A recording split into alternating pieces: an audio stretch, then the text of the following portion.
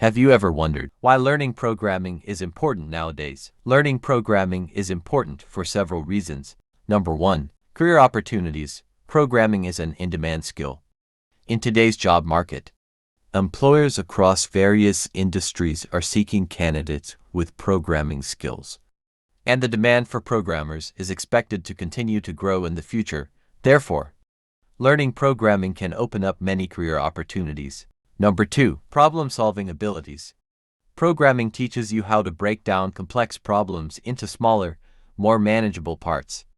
This skill can be applied to many areas of life, not just programming. Number 3. Automation. Programming can automate tedious and repetitive tasks, allowing you to work more efficiently and save time. Number 4. Creativity. Programming is a creative endeavor that allows you to build new things from scratch. Whether it's a website, a mobile app, or a game, programming enables you to bring your ideas to life. Number 5. Understanding technology. In today's digital world, understanding how technology works is becoming increasingly important. Programming teaches you how technology works and how to build it, giving you a better understanding of the devices and systems you use every day. Finally, learning programming can provide you with valuable skills, career opportunities, and a deeper understanding of technology, especially if with easy language such as Python.